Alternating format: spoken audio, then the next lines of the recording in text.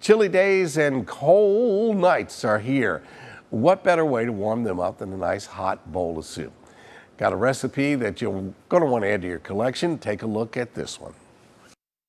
Mary Rapoport with the Virginia Egg Council joins us today with a classic recipe that is perfect for this time of year. Mary, it's great to see you. Yeah, and it's getting to be crisp outside and it's soup weather, right? Soup Do you weather. love making soup also? I do. I love it. Love making it and love enjoying it. Yeah, and soup can be a first course, but this particular soup is a main dish soup. And it's a takeoff on a traditional Greek soup. If you've ever been to a Greek diner, they usually have a soup called avgolemono soup. And it's kind of spelled the same way, avgolemono.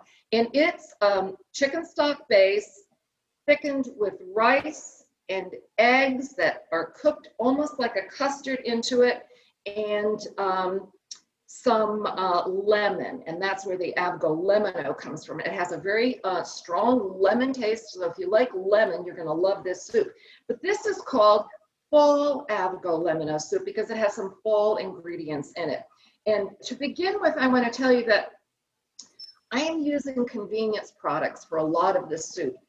When I make soup, I sometimes make a whole stock or broth if I have a lot of vegetables left over. But then a lot of times I just use one of these containers of soup, and I usually get the low sodium. Although I kind of think to myself, using low sodium and then adding salt to it. But at least that gives me the control. The control, of the sodium, right? Yeah. So you're going to need one of these, and that's what I'm using. It calls for lemons. It calls for a cup of lemon juice, which would mean 4 lemons, this size lemons, 4, decent sized lemons. Or you can buy this in the freezer. It's not lemonade, it's lemon juice. Makes it a whole lot easier. It's lemon juice. It tastes just like lemon juice. The other thing I'm using that's a convenience product, this recipe calls for butternut squash. So you can buy a butternut squash, you can cut it in half, you can put it on a baking sheet, bake it, scoop it out and do that, which is a production. Or you can now buy butternut squash already peeled, already chunked up. What I did was I just took it out of this, put it in a bowl that I can put in the microwave, and cooked it for 6 minutes, and I had my butternut squash done. So Wow. I'm using a bunch of convenient products. It calls for rice, which you can also get. If you don't want to cook rice, you can buy frozen rice that's already done. You just thaw it out and use it. And then, of course, this calls for chicken, so I'm using my old standby rotisserie chicken. So A good go-to. Yeah. So okay, to begin with, I've got the broth heating in the pot right here, and I'm going to about a cup of this out and put it into a little blender. Into that, I'm putting my 1 cup of lemon juice. This is where the eggs come in. It calls for a whole egg and 2 egg yolks. And what they do is they're going to cook in there, and they're going to cook it very slowly, and they're going to end up thickening this soup. And this is a half a cup of the rice. You use 2 cups of cooked rice altogether, but right now it's going to be just a half a cup. Put the cover on. Blend it up until it's nice and smooth. Oh man, this is wonderful. Whoops, all over the place. And I'm going to pour this back in here. You never bring this to a boil. You just keep it on like a low simmer. And what happens is it cooks almost like a custard, like I say. It thickens, the egg thickens it up. At this point, actually, put the rest of the rice in here. This is the chicken, and it calls for a cup and a half of chicken. Again, it's rotisserie chicken. Mushrooms. These are baby bellas, and I just put them in there, half a cup of that. Here's the butternut squash that I've cooked. This goes in here.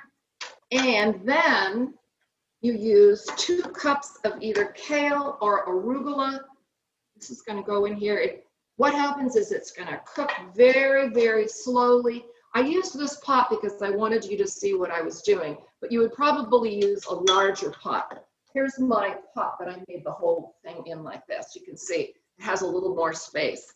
But this cooks at a very slow simmer and it thickens beautifully. Like I said, it's almost like a custard, although not sweet. Little cracked pepper. When I serve it, I'm going to just give it a little twist of lemon to freshen it up. And here is full avgolemono soup. It's redolent of lemon. It's just delicious, and it's perfect with crusty bread, fruit on the side. Super healthy, super delicious.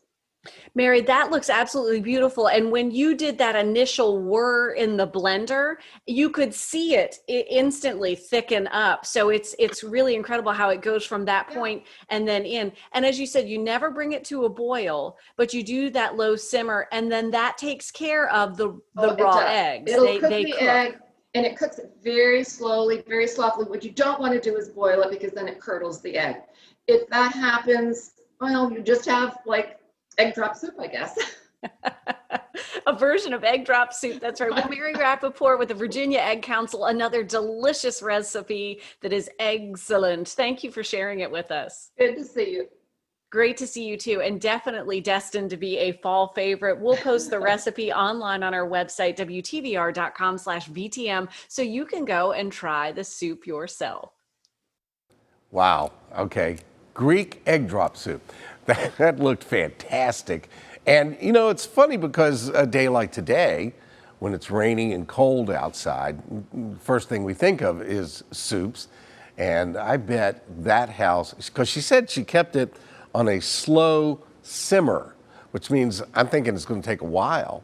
And that house must, with the chicken and the lemon and everything, and it just must smell great.